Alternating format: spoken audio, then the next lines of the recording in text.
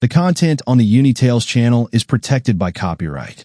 Unauthorized use may result in legal liability. I slowly read every word, unable to comprehend.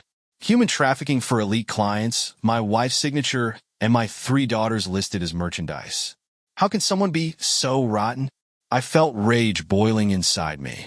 My temples pounded, my fingers clenched into fists, and my breathing became heavy.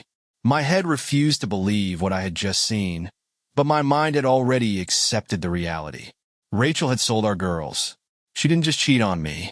She signed a contract to send them into the hands of bastards for whom life is merely a commodity. I knew I had to act quickly. Every second could be fatal. If the deal goes through, if I come home and don't find my daughters, no, I won't allow that. I abruptly stood up from the table, crumpling the papers in my hand. My eyes were cold, my thoughts clear. Are they still at home? Are they still here? Can I save them? But there was too little time left. Life up to that moment seemed almost perfect. Lucas Sawyer, a former CIA operative, had finally found peace. After service, after the loss of my first wife, I thought I had done everything to create a safe and stable world for my daughters. Anna, 17, the eldest, quiet but insightful. She didn't trust people as easily as her younger sisters. Always stood a bit apart, observing, analyzing. She often reminded me of myself. The twins, Sophie and Grace, 14. Full of life, always smiling, always believing in the best. They adored their stepmother. And damn, I once believed that Rachel loved them. Rachel and I had been married for 4 years. It seemed like a gift from fate after all the losses. She was bright, energetic, smart, and got along well with the girls. She convinced me she wanted a better future for them, helped them build careers, enrolled them in modeling and dance classes. How blind I was. I never suspected that these activities were merely preparation, that her care was nothing but a cover for a deal that could forever destroy our family. Sometimes I think that pain has a scent, subtle, barely perceptible, but as real as the blood on knuckles after a fight. The smell of sterile hospital corridors, cheap coffee from vending machines, and antiseptic. That's what my past smelled like. That's what death smelled like when I fought for my first wife's life. Emily. She was the light in my life, even when I was drowning in darkness. Her laughter was my salvation after nighttime operations, when my hands still trembled from adrenaline. We met when I was 26, and I thought I had seen everything. She shattered that illusion with one glance. Her green eyes could sear right through, and I surrendered. We lived together for 10 years. 10 years of happiness, for which I was ready to pay any price. But no one warned that the price would be so high. Cancer, a word that shatters you not with a loud explosion, but with the cold, icy whisper of a doctor. We found out too late. Metastases, prognosis, treatment plans. I fought as best I could. I organized the best clinics, hired specialists, even consulted with people who treated billionaires. I thought if you could win a war, you could defeat a disease. But cancer isn't an enemy you can shoot. I remember holding her hand on the last night. She was so light, as if her body had long surrendered, but her soul still clung to life. "Lucas, you have to move on," she whispered, looking at me with eyes full of pain and love. I didn't want to listen. I didn't want to let go. When she died, I lost not just a wife. I lost myself. My daughters became my only anchor.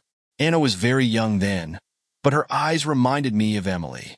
The twins were born shortly before the diagnosis, and every step they took was a reminder that Emily wouldn't see them grow up. I learned to pretend I was coping, to smile when I wanted to scream. Then Rachel appeared. She was different, fire, chaos, energy. I thought she would save me. In reality, she just taught me that there is a pain worse than death. Betrayal. When I met Rachel, I wasn't looking for love. I just wanted to forget. The feeling of loneliness was so dense, it felt like you could touch it with your hands. She burst into my life like a hurricane, full of energy, laughter, and a carefree charm that I desperately needed. We met by chance, a party at mutual friends, a conversation over a glass of whiskey, light flirting that turned into something more. But there was one thing that immediately caught my attention. When I mentioned I had 3 daughters, she was delighted. "You have 3? That's wonderful." Her eyes lit up in a way that even took me aback. Most women in such situations would pause cautiously, ask careful questions. But Rachel looked at me as if I had just won the jackpot. It surprised me. Alarmed? Perhaps. But I was too tired, too worn out by my grief to seriously consider why her reaction was like that. We started dating. She was like the wind, light, free, with an infectious laugh. The girls quickly accepted her too. Sophie and Grace adored when she taught them to dance, twirling in front of the mirror in dresses Rachel bought at special sales. Anna, of course, was wary, but even she, over time, began to smile more often. Rachel knew how to win favor. She organized picnics in parks, enrolled the girls in dance and modeling classes where they felt confident and beautiful. She called them my little stars and often said she saw great potential in them. "Do you realize how special they are?" she would say, looking at me with her brown eyes. "They need to shine. They can't be hidden in the shadows." Back then, I thought it was care. Was she proud of them? Undoubtedly. But now I understand that she didn't see them as children. She saw them as merchandise, an investment in her future. For years I lived in the illusion, thinking I had found a new support. I looked at her and saw salvation, not noticing that behind her smile was a predatory grin. I thought I knew people. I was wrong. For years I believed I had finally found what I lost with Emily. Family, warmth, stability. But the truth can't be hidden forever. It always finds a way to break out, like rust eating through metal under a layer of paint. It all started with little things. First, the late calls. Rachel said it was work. She was supposedly arranging new opportunities for the girls. Castings, photo shoots, exclusive offers. I wanted to believe, but inside, something itched, an elusive feeling as if there was a draft in the room. But you couldn't find the open window. Then there were trips, often without warning. "It's an important business dinner, Lucas. You understand." For the girls. I nodded. Because I trusted. Because I wanted to believe. Anna was the first to start asking questions. "Dad, don't you find it strange that Mom never says where she was?" I dismissed it. "Rachel works a lot. She's doing it for you." Anna pursed her lips into a thin line and said nothing. But her eyes, there was something in them that I didn't want to see at that time. Time passed, and Rachel became more controlling. She chose the girls' clothes, decided who they could be friends with, which clubs they could attend. "It's for their own good, Lucas. You don't understand how important discipline is in a modeling career." I nodded, because I wanted to believe. But the cracks grew. That day I decided to surprise her. To stop by her office, pick her up early, have dinner together. Something inside told me we needed more time alone. I arrived unannounced, with a light smile on my face, imagining her surprise. But Rachel was not there. The secretary shrugged. "She left a couple of hours ago. Said she had a meeting." "A meeting?" "She said she would be busy in the office all day." I didn't want to succumb to suspicions, but they had already crept into my consciousness. I entered her office. The door was not locked. On the desk, neat stacks of papers, a laptop. Everything looked usual, until I noticed a folder. Thick, with the official logo of some agency company, marked personal on the cover. I wasn't going to pry into her affairs, but something inside me trembled. I opened the folder. Contracts, documents, client lists, deal terms, human trafficking for elite clients. Rachel signature. My daughter's names as merchandise. The world stopped. My chest tightened as if someone had driven a fist right into my heart. Hands froze, but inside a storm. I read the lines again and again, hoping it was a mistake, that it wasn't what I thought. But it was exactly that. How could someone be so rotten? Anger hit my head like a gunshot. I burst out of the office, barely feeling my legs. I descended to the car, opened the glove compartment, and felt the cold metal of the gun. Fingers clenched around the handle. Breathing became heavy, but my mind was crystal clear. I had to act. I got behind the wheel, started the engine, and stepped on the gas. Time was running out, and I had too little left to fix everything. The engine roared as if reflecting the rage boiling within me. I sped through the streets, ignoring red traffic lights and other cars. The road merged into one gray stripe. The only thought burning inside, daughters. I dialed Anna's number. "Come on, answer," I muttered through clenched teeth. Beeps. 1, 2, 5. No answer. I tried Sophie. Beep, beep. Silence. My fingers trembled. Nervous impulses pounded in my temples so hard it felt like my skull might crack. I dialed Grace. Beeps again. I screamed so loudly that my voice broke into a hoarse rasp. My breathing became ragged. It seemed like oxygen no longer reached my lungs. I threw the phone onto the passenger seat and floored the gas pedal. The house appeared around the corner. My heart beat faster, but not from relief, from fear. Fear was sticky, cold, clinging to the skin, suffocating. I pulled up so abruptly that the tires squealed. The door was ajar. I jumped out of the car, gun in hand. I burst into the house. "Anna! Sophie! Grace!" My voice echoed off the empty walls. Silence. My heart thudded in my chest like a drum. I dashed into the rooms. Beds were neatly made. Clothes were gone from the wardrobes. Shelves were empty. They were gone, but not by themselves. In the kitchen, a mug lay on the floor, shattered. Signs of haste. Panic. I grabbed the phone, dialed Anna's number again, shaking as if I was out of my mind. "The subscriber is unavailable." I fell to my knees right in the middle of the living room, feeling as if everything inside me was tearing apart. I howled from anger, from fear, from helplessness. I curled up so tightly that my joints whitened. "Think, Lucas. Think, damn it." I scolded myself.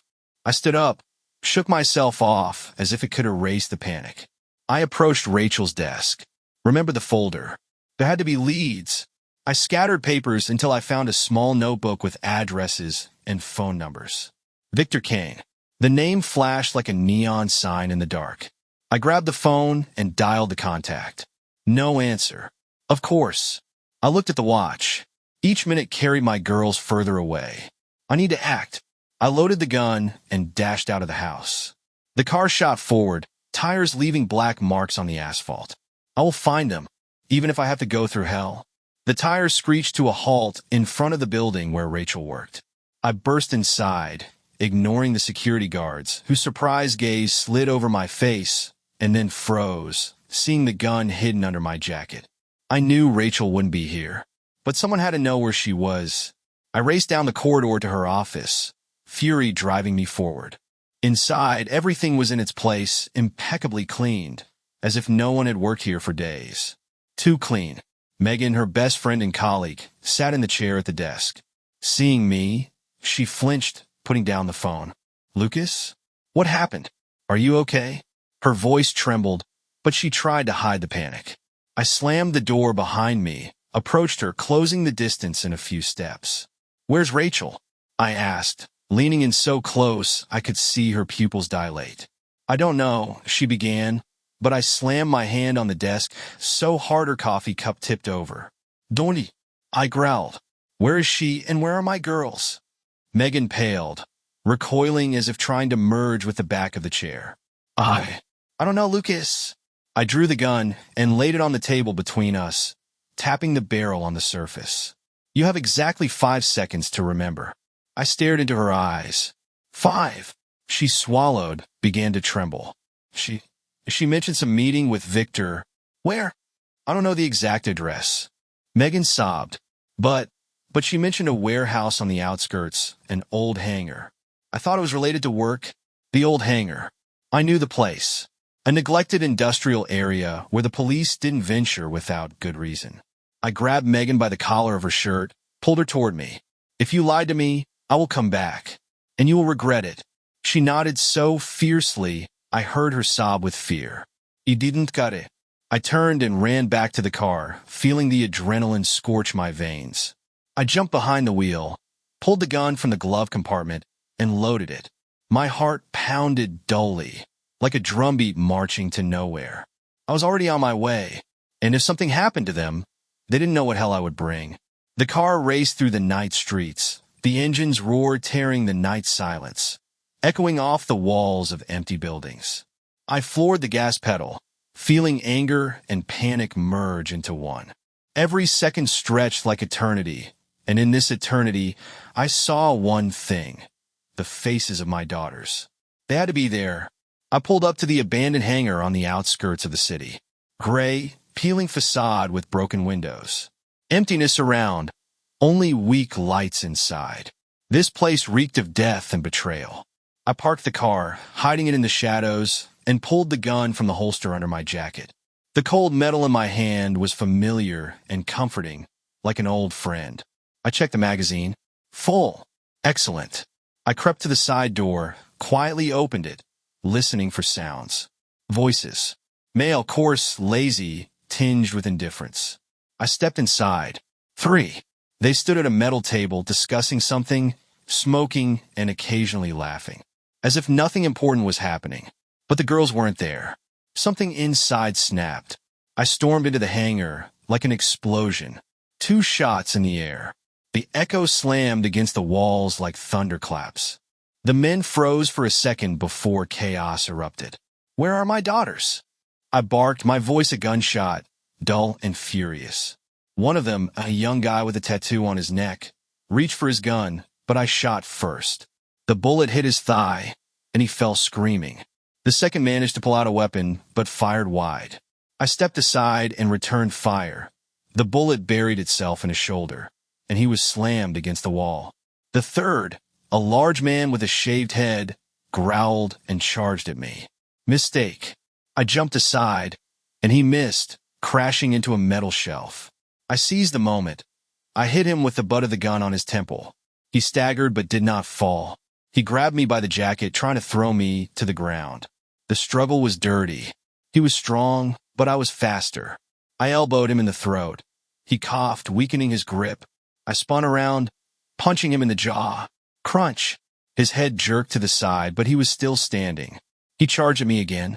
I let him close in, then quickly ducked to the side and, grabbing him by the collar, flung him forcefully onto the metal table. He gasped from the impact.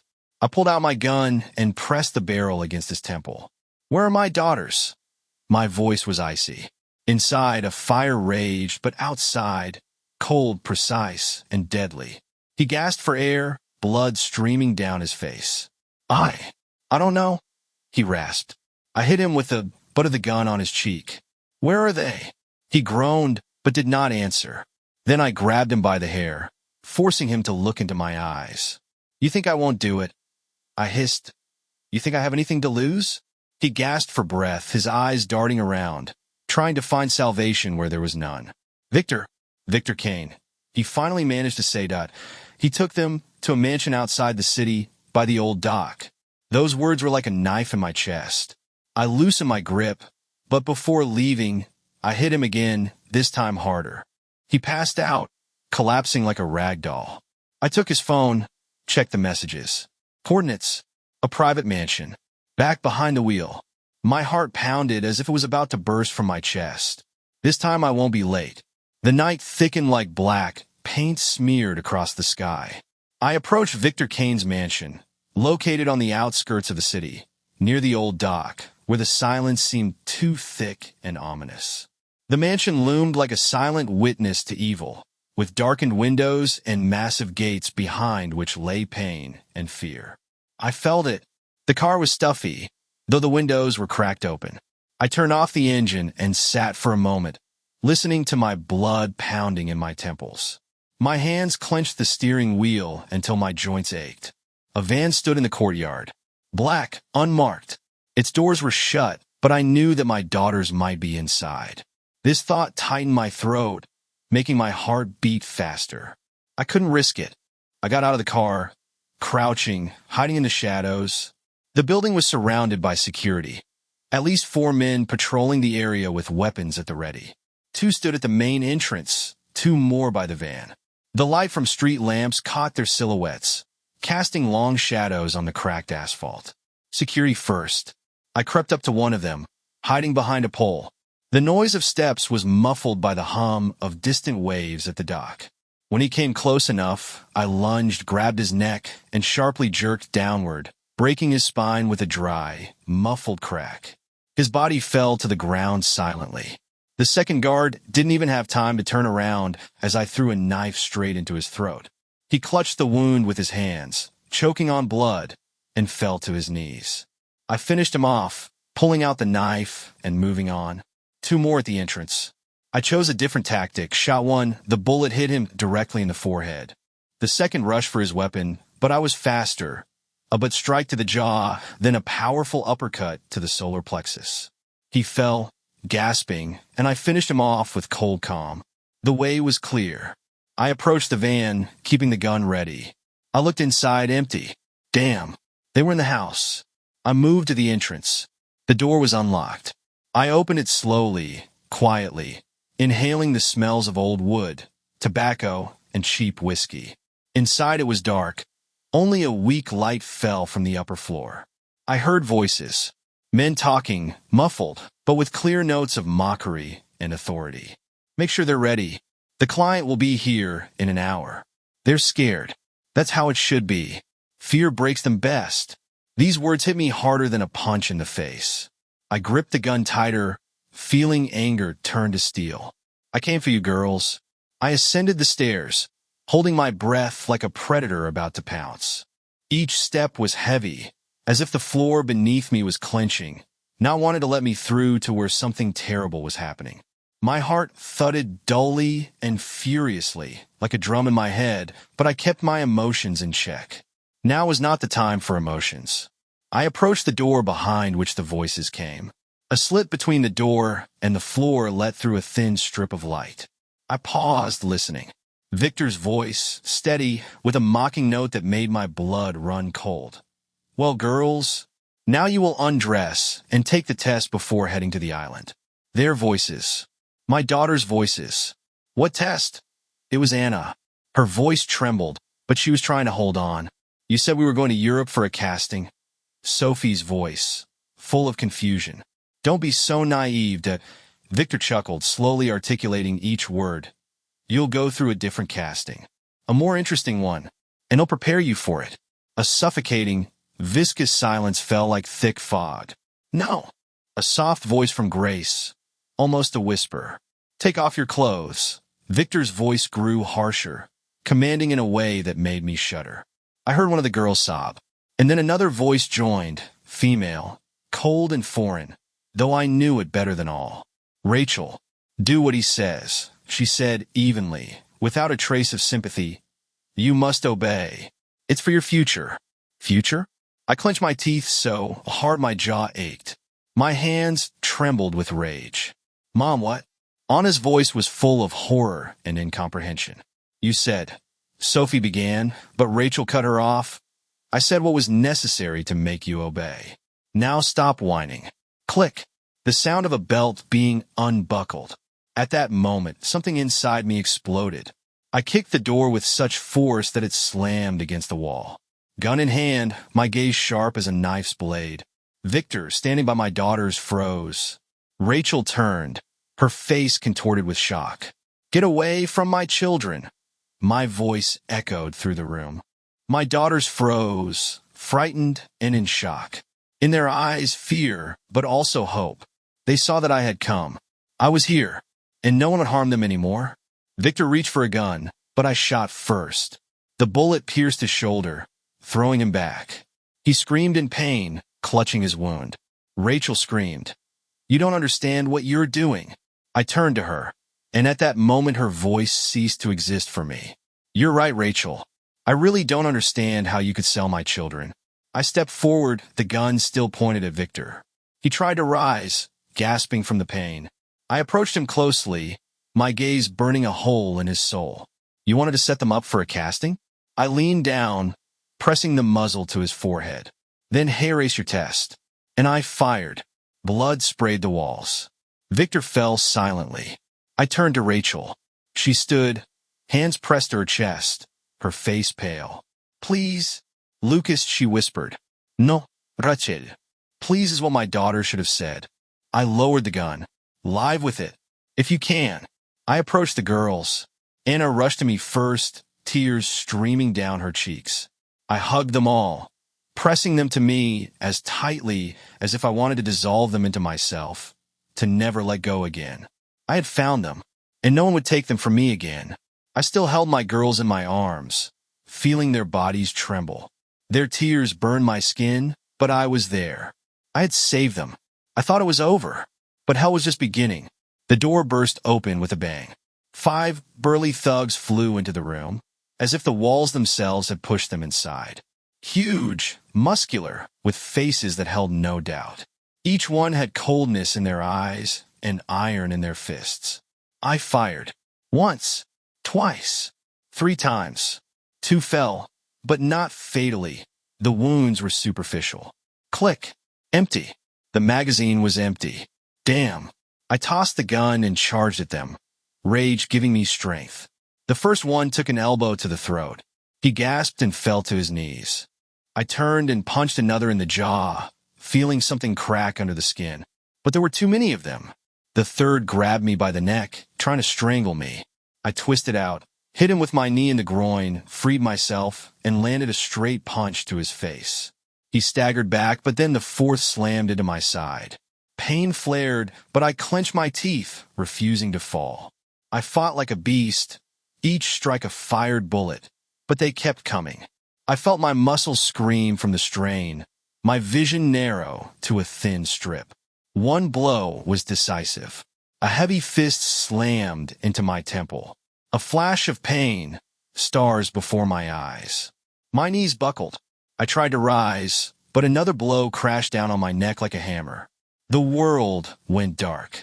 The last thing I heard, through the buzzing in my ears, was Rachel's cold, angry voice. Proceed as planned. Victor was just a pawn. He'll finish this. I tried to lift my head, but my body wouldn't respond. Through the haze, I heard her command, "Get them in a car. Quickly." The voices of my daughters broke through the darkness, crying, screaming. "Dad! Dad! Get up! Anna! Don't touch us! Sophie! Daddy, help! Grace!" I tried to rise, at least to my elbow, but my body was like concrete.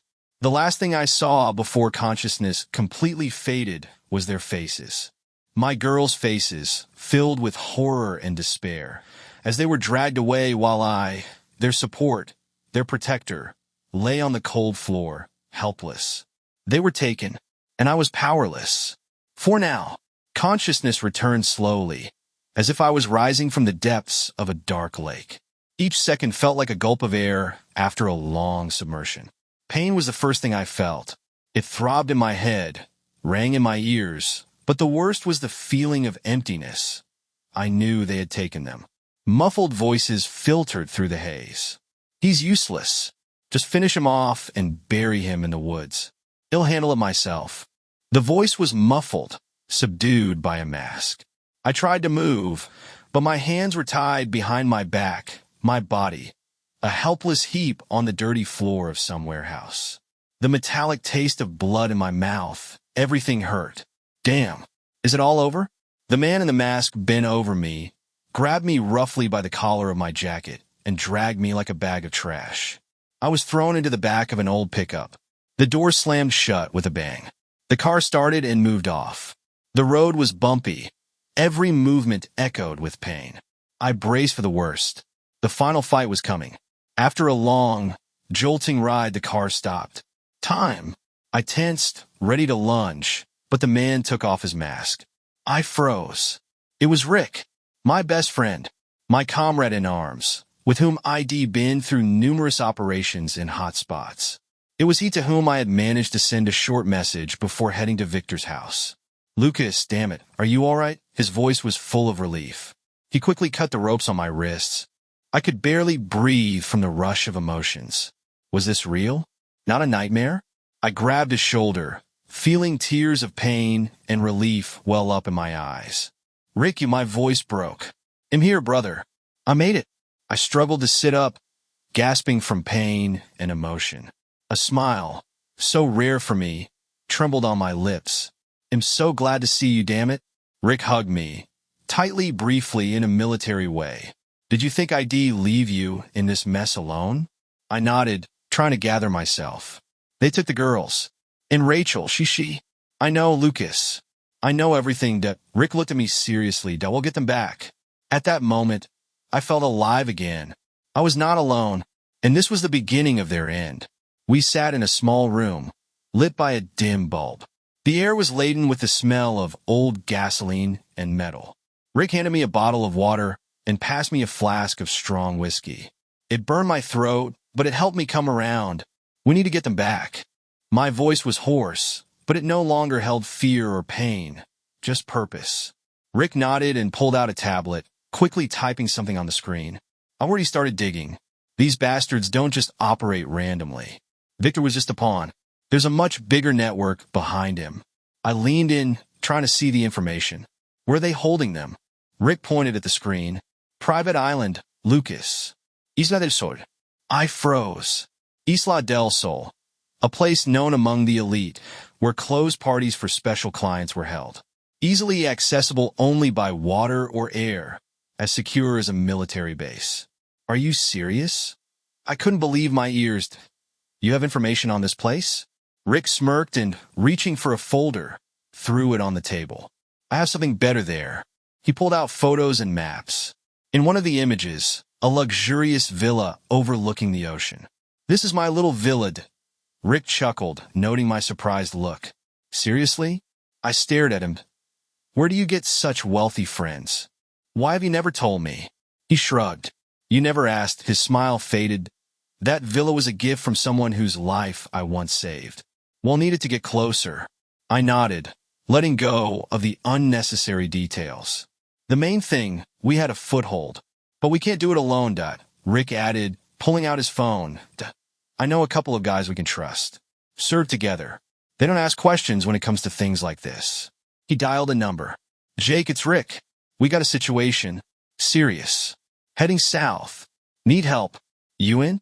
Pause. Then a short reply. I'm in. Second call. Mark, it's personal. You coming? If you're calling, I guess I have no choice. Where and when? I felt the fire inside me flare up again. The fire that had nearly gone out the day I lost consciousness. Now we were not just two men going to war. We were a team. Pack your gear, I said, standing up to, we're going after them. And they wouldn't be ready for it. The next day we met at a private airfield. Rick, me, and two of his old friends who became our brothers in arms, even before we knew what it meant to live a peaceful life.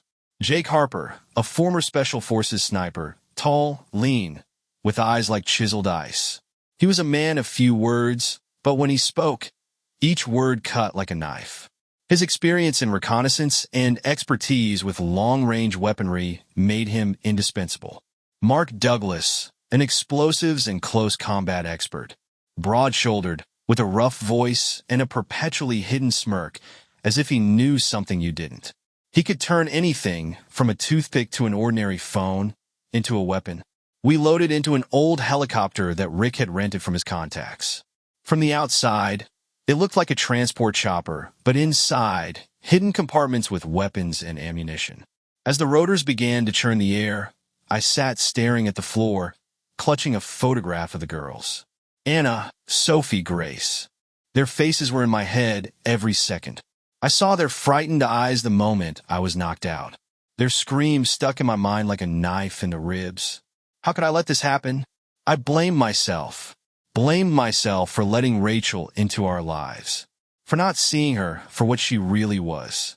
For being blind. I should have protected them. But now I would, no matter what. Hey, Lucas, that Rick's voice pulled me out of my thoughts. He sat next to me, patting my shoulder. We'll get them back. You're not alone. I nodded, unable to find the words. The journey to Isla del Sol, we landed on a private airstrip near the coast. From there, it was only accessible by water. Rick led us to his villa. It was luxurious, with a view of the turquoise water. But for me, it was just a shelter. I stood at the window, looking at the horizon, beyond which lay the island. Somewhere there, my girls were. We prepared for the operation. We divided tasks. Jake handled reconnaissance. He discovered that the island was guarded by a private military company operating on the black market. Mark checked the equipment, preparing explosives in case we needed to create diversions. Rick worked on communication channels, probing information about the island's logistics and supply schedules. I just waited and went crazy. I couldn't sleep, couldn't eat. Every thought was about what they might be doing to my girls. Fear ate at me from the inside. What if I'm too late? What if? No. I clenched my fists so hard that my nails dug into the skin. I won't be late. The night before we set out for the island was long. I sat on the balcony, staring at the stars. Rick came over, placing a mug of strong coffee next to me. You're not to blame, Dad, he said, not looking at me. I sighed. I let a monster into the house, and I didn't notice how it destroyed my family. Rick shook his head. You did what you could, and now you will do what you must. I looked at him. I will. You'll get them back, or die trying. Rick smiled, but his eyes were steely. Now let's go get them. We set off at dawn. The sky was painted crimson, as if reflecting the blood that was to be spilled on Isla del Sol. And I was ready to spill it. All of it.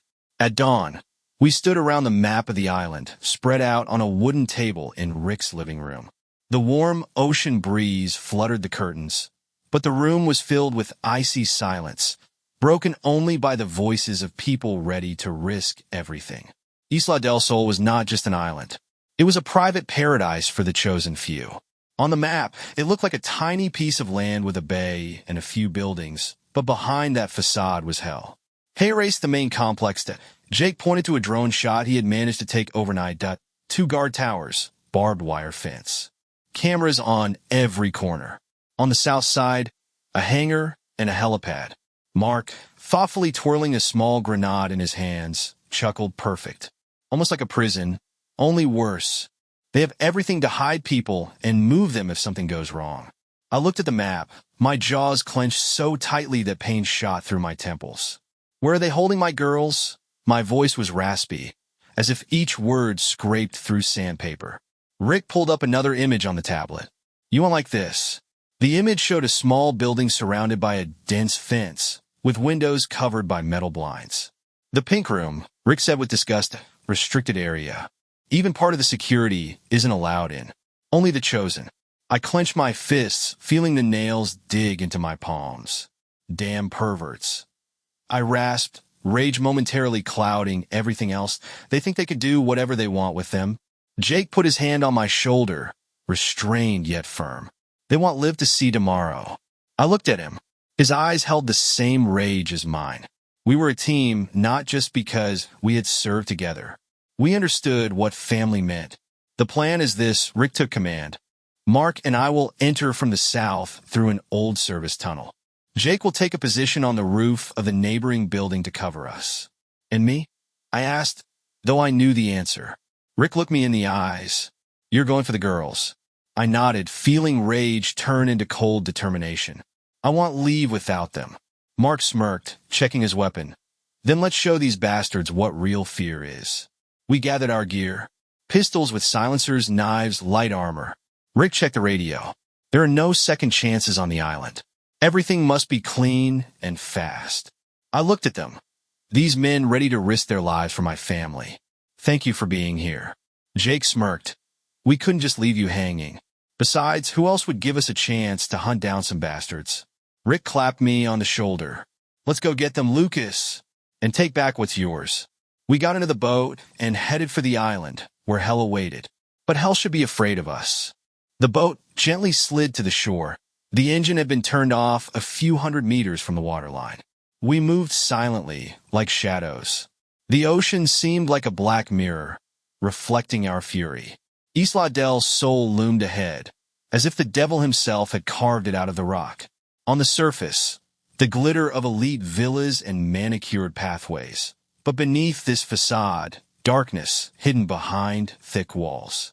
We landed in a small bay, where coastal rocks formed a natural shelter. Jake took up position with a silenced rifle, his eyes scanning every inch of the territory. He was our angel of death, invisible and precise. Clear, he whispered into the radio. Rick, Mark, and I moved toward the old technical tunnel.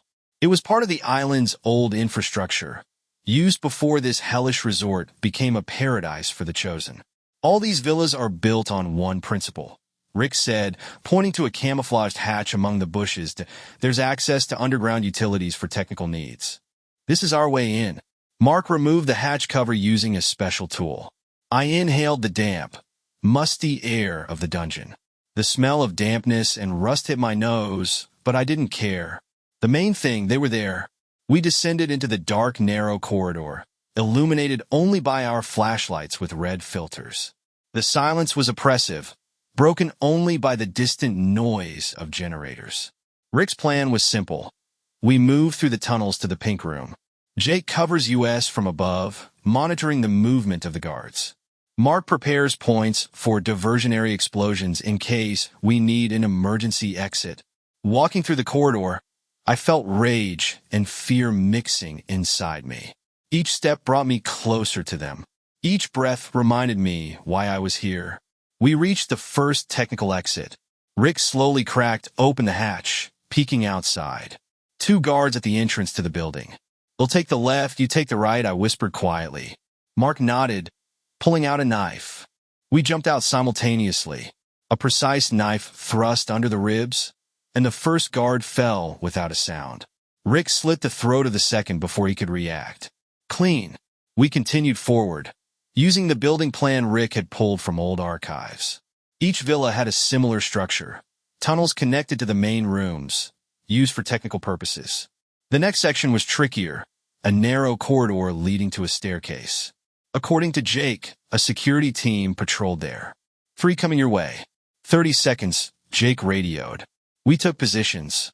I stood by the wall, ready to attack. My heart thumped dully, but my hand was steady. When the guards approached, we struck like lightning. Mark threw a knife straight into the throat of the first. Rick shot the second in the chest with a silencer, and the third tried to raise the alarm, but I grabbed him by the collar and swiftly broke his neck. Silence returned. "Well done." Jake confirmed the area was clear. We approached the door leading to the pink room. I put my ear to the cold metal. Behind it were voices, men's, laughter, and also crying. I felt everything inside me tighten. "The time has come," I whispered, gripping my weapon. "I'm coming for you, girls, and nothing will stop me." We stood at the door. My fingers clenched the knife handle so tightly that my skin turned white. My heart beat slowly, with a dull rhythm I knew well from times when death was part of my job. But now, this was not just a mission. It was vengeance. Rick nodded. Mark checked the silencer on his pistol, but I put away my weapon. Bullets would be too merciful for them. I opened the door. The room was bathed in soft neon light, as if trying to appear elite. It smelled of expensive perfume and sweat. Along the wall stood my girls, Anna, Sophie, and Grace. Their hands were bound behind their backs, mouths sealed with duct tape. They wore revealing outfits they would never choose voluntarily. Their eyes were full of tears and terror. 3 men with bare, tattooed torsos stood over them, laughing, exchanging glances, discussing how to evaluate the merchandise. The world narrowed to a single point for me. I stepped into the room. "Hey, bastards," my voice sliced through the air, cold and firm as steel. The men turned around. Surprise first, then smirks. One stepped forward, sizing me up as if I were merely part of the decor. "Who are you? Lost?" He smirked. I took another step. "Me? I'm the one who's come for his girls." Their smirks vanished. One reached for a weapon, but I was faster. I threw my knife, the blade embedded in his throat. He gurgled, clutching the wound, and fell to the floor. Hell began. The second lunged at me, but I dodged, grabbed him by the neck, and plunged my dagger into his eye with such force I felt the crunch of bone. He screamed, but didn't fall. I pulled out the knife and struck again, the other eye, to make sure he would never see the light again. The third tried to run. "Fool!" I threw my dagger, and the blade sank into his thigh. He fell with a scream, trying to crawl away, leaving a bloody trail behind. I approached him slowly, like death inching closer step by step. He begged, "Please, don't." I leaned down, looking him right in the eyes. "Did you beg for mercy, just like these girls did?" I pulled the knife from his thigh and slowly brought the blade to his face. "Now you'll see the world just as they saw you, through a veil of pain and terror." And I gouged out his eyes, one by one. His screams were music to my rage. When it was all over, I was breathing heavily, standing amid blood and corpses. I ran to the girls, cut the ropes, tore off the duct tape. They sobbed but clung to me, like a lifeline in a raging sea of horror. It's over. I'm here. Daddy's here. I whispered, holding them close. But I knew the end had not yet come. Rachel was still alive, and I was going after her. The room still smelled of blood and fear. The silence that followed the last screams was almost deafening. I stood among the bodies of those who dared touch my girls, but inside me, there was no relief, only bitterness and a flame that had not yet extinguished. I knelt before Anna, Sophie, and Grace. Their eyes were full of tears, but now there was also a spark of hope. I removed the remnants of ropes with trembling hands, hugged them tightly, as if letting go would make them disappear. My gaze swept across the room, and I noticed a pile of blankets on a chair.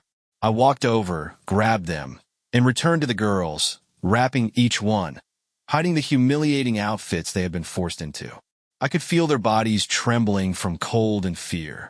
Anna pressed against me, sobbing, "Daddy, thank you for coming for us. Thank you for looking for us." Her words pierced me more sharply than any knife. I held her tighter, my hands trembling. Tears filled my eyes, but I didn't hide them. Let them see. Let them know. I looked at them, my girls. They were alive. That was all that mattered. I will always find you. Always. I whispered, looking into their frightened but dear eyes. Rick and Mark stood behind, giving us this moment. "We need to get out of here, Lucas," Rick said quietly. I nodded, stood, and looked at them both. "Take them to the villa. It's our base now. Make sure they're safe." Mark picked up Sophie, Rick supported Anna and Grace. They didn't resist, trusting every movement, because they knew these people had come to save them. Before they left, I hugged them all again. "I will do everything for you. You hear me? Everything." They nodded, not letting go of my hand until the last moment. When the door closed behind them, I was left alone in the dead silence, standing among the bodies, in a room where terror had just reigned, but no longer feeling fatigue or pain. I felt only one thing, a vow I had made to myself. I would find her and end this. I unhooked the knife from my belt, checked my pistol, and stepped into the shadow of the corridor, leaving behind only blood and a promise. The hunt continued. I moved through the corridors like a shadow, leaving behind a trail of blood and spent casings. Each step echoed in my ears, but I heard nothing but the dull thud of my own heart. It beat evenly and heavily, like a war drum, setting the rhythm for the last part of this nightmare. I knew where to find her. She always loved luxury, pretense, and the sense of power. No wonder she hid in the most guarded part of the complex, a luxurious bedroom with panoramic windows overlooking the ocean, as if looking at a calm she did not deserve. I pushed the door open and saw her, Rachel. She was lying on a huge bed with two men, their skin glistening with sweat, wine on the bedside table, crumpled sheets, the smell of carnal pleasures and betrayal in the air. She laughed, turning around, thinking it was someone from the security. But her laughter died when she saw me. I stood in the doorway, covered in blood, with a knife in one hand and a pistol in the other. Blood still dripped from the blade, a reminder of the hell I had gone through to reach her. I was the tiger she herself had enraged. Her eyes widened. "Lucas," she said, as if my name still meant something to her. The men tried to get up from the bed, but I fired twice. Boom! Boom! They fell back like puppets with their strings cut. I approached her slowly, looking straight into her eyes. Her expression held everything: surprise, fear, and something I recognized too late: contempt. "Did you come to kill me?" Her voice trembled, but she tried to appear strong. I tilted my head, never breaking eye contact. "No, I came to look into the eyes of the one who betrayed me." She sat up, covering herself with a sheet, as if it could hide her rotten soul. "You never understood, Lucas. You're boring. Predictable. All about duty, family, honor. Did you think I wanted to be just the wife of a former soldier?" I stepped closer. "I thought you wanted to be a person." She laughed, but her voice lacked strength. "You're weak. You've always been weak. Love makes people foolish. You raise those girls like treasures, but they're just merchandise. Did you think you could protect them? Look at yourself. I loomed over her, my presence overwhelming. I did protect them. They're alive, unlike everyone who dared to touch them. She gritted her teeth, her hands trembling. Do you think you've won? This isn't over. You killed pawns, but the king is still alive. I leaned in, bringing my face close to hers. I don't care about the king. I came for the queen. My eyes met hers, and in that gaze was everything. The love I once felt, the pain that tore through me, and the fury that brought me here. I raised the knife, and there were no more words. She looked at me, clutching the sheet to her chest, as if the thin fabric could protect her from what I had become. But there was nothing that could stop me now. In her eyes, there was no remorse, not a trace of guilt, just cold calculation. You understand, Lucas? Her voice was as cold as her heart. It was the plan all along. I never loved you. Never. I stood still, but inside everything was cracking like glass under a hammer. You were convenient. Stability, money, connections. You thought you saved me, but I let you think that. She smirked, her voice dripping poison, drop by drop, poisoning my soul. This deal will allow me to never know need again. I will live in luxury, and people will serve me. Not the other way around. Those words were the last straw. Everything I once felt for her vanished. Love, pain, memories of happy days. They died the same second her humanity did. I no longer saw a person before me. I saw a serpent that had slithered into my life for years, slowly poisoning it. I took a step forward, and for the first time, she retreated. Her eyes widened as she realized I had already made my decision. You made one mistake, Rachel. My voice was quiet, but each word sliced through the air. I was never weak. I just believed there was something human in you. I raised the knife. She screamed, but it was not a scream of fear. It was a scream of anger. Even in her final moments, she did not plead for mercy. She thought she still controlled the situation. But now control was mine. I delivered the first strike, precise, without hesitation. Her scream turned into a muffled sob. The second strike, deeper. She tried to fight, but her strength faded with each moment. I watched her eyes as life slowly drained from them. This was not murder. It was liberation. When it was all over, I stood, breathing heavily, looking at her lifeless body. There was no satisfaction, no joy in my chest, just emptiness. I had killed the serpent that poisoned my life. I wiped the knife on her sheet, turned around, and left the room without looking back. Now, I was free. I walked the corridors, leaving behind not only bodies but also that part of me that once believed in love, trust, and family. The pain had dulled, but it had not disappeared. It became my fuel, my compass. As I left the building, dawn was already painting the sky with crimson hues, as if the world itself knew that blood had been spilled on this island. And it was deserved. At the villa, Rick, Jake, and Mark waited. They were on edge, seeing me covered in blood, but when I nodded silently, they understood. It was over. I went inside. My girls were there. They sat on the couch, wrapped in warm blankets. Anna looked up first, her eyes red from crying, but full of life. Sophie and Grace rushed to me as soon as they saw that I had returned. I knelt down, hugging them all together, holding them so tightly, as if letting go would make them disappear. We're leaving here. Right now. My voice was hoarse but firm. We got on a boat, moving away from the island, as if fleeing from hell itself. I watched the shores slowly disappear over the horizon. Damn the bastards involved in this. I thought about their faces, their words, their laughter, when they thought they were more powerful than anyone. I looked at my girls, holding their hands, feeling the tremor finally leave them. As long as places like this exist, we humans become worse than animals. Rick, sitting next to me, nodded.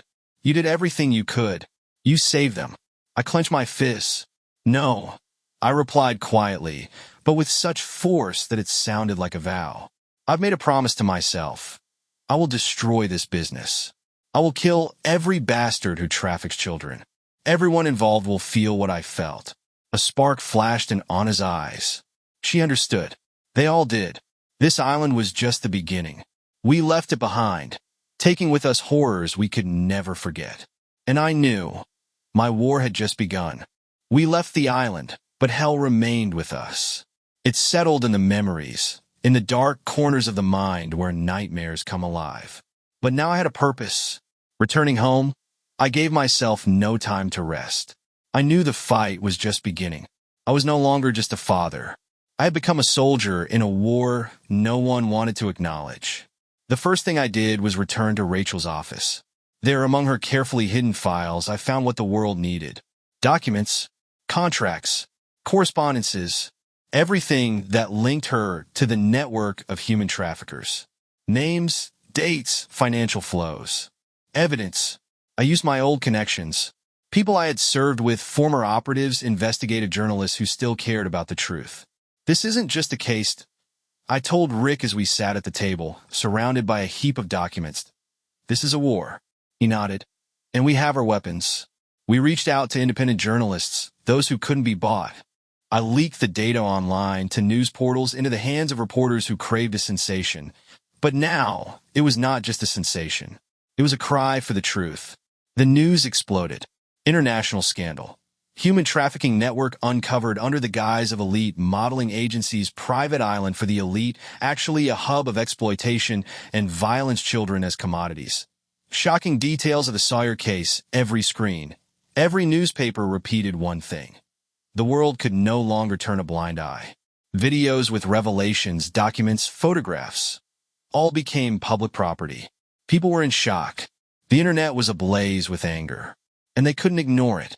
A week after the data leak, special forces stormed Rachel's office. FSB, Interpol, special agents, everyone who had previously overlooked the problem. They arrested those who thought they were untouchable. Businessmen, officials, wealthy clients who thought money was their shield. They were led away in handcuffs, under the watchful eyes of cameras, in front of the whole world. I watched the news with the girls. They sat next to me, snuggled up under blankets, just like the day I rescued them. On the screen were the faces of those who wanted to steal their childhood. Now they were crying. Now they were begging for mercy. Anna squeezed my hand. Dad, you did it. I looked at her. No, this is just the beginning. I was a victim. My daughters were victims. But I will not let it happen again. I swore that as long as I breathe, no child will become someone's commodity. And the world heard us. Months passed. The world changed, but not as much as we did. Every scar, every shadow of the past still lived somewhere inside, but now it no longer controlled us. We had won. That evening we sat around a fire on the beach.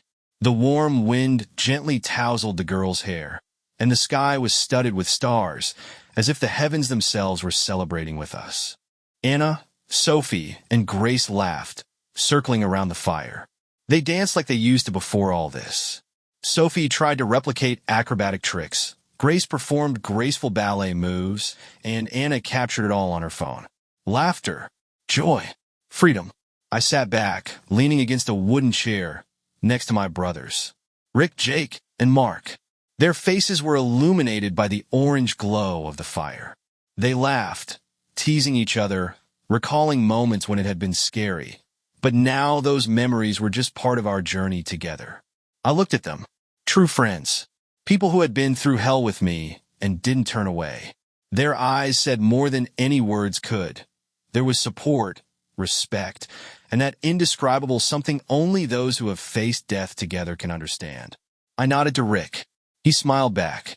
We pulled them out of the darkness, brother. He said quietly. Yes, I replied, feeling something warm fill my chest. But we pulled ourselves out too. The girls ran up to me. Sophie jumped into my lap, Grace hugged my neck, and Anna sat next to me, resting her head on my shoulder. Daddy, look? Sophie laughed. We can dance again. Yes, baby.